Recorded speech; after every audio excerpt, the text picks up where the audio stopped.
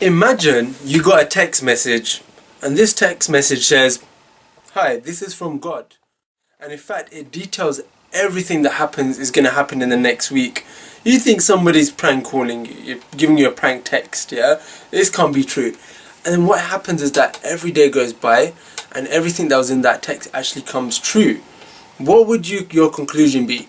You would say, look, you would exhaust all natural explanations that it couldn't have been from a human being because they don't know the future. It couldn't have been this, it couldn't have been that, right?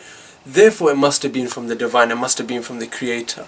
So, thinking about this, we need some evidence to show if something's actually from God. There's a lot of people that just go into blind faith, say, this is, I believe this, but they don't have no evidence. They came with a book saying this is from God. The reality is there's no evidence to show it's from God. It just has mistakes, problems and errors, and you know it's written by a human being. However, the book called the Quran, which is the book of the Muslims, claims to be from the creator. Does it have evidence? Does it have some ID to show it's from the creator of the universe? In fact, there are some profound evidences to show that this book, the Quran, could not be from a human being and it must be from the divine. Let me give you some examples. First and foremost, this is a book that has been memorized by cover to cover by millions of people throughout history. It was revealed 1,400 years ago. No other book has been memorized and preserved so amazingly like the Quran. Why? Because Allah says in the Quran that we are going to guide this book. It's going to be protected from any corruption. Also, in regards to the people that it was revealed to, the Arabs, they were par excellence in regards to the Arabic literature. The Quran came in a different form of literature in the Arabic language that was far more superior, far more eloquent.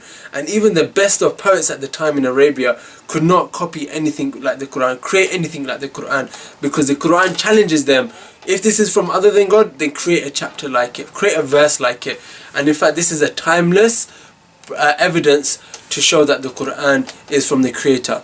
Also, there's information in the Quran about our observable world that no one would have known 1,400 years ago. Things like the embryologic stages within the mother's womb, how a baby is born, is detailed in the Quran. They didn't have no microscopes or whatever the case is.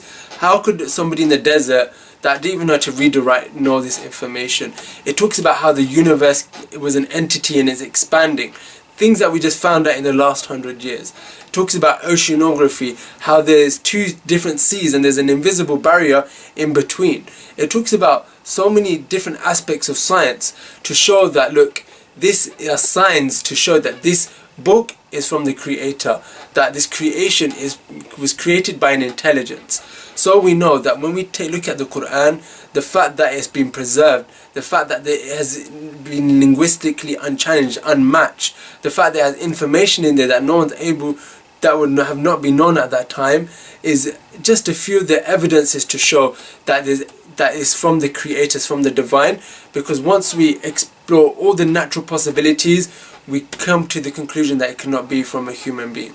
So that is how we know that the Quran is from God. So the question now is, Muhammad, peace and blessings be upon him, who was he? He was a man that claimed to be the prophet of God. What was he, a liar? Was he telling the truth? Was he deluded? We're going to find out in the next episode. Assalamu alaikum wa rahmatullahi wa barakatuh.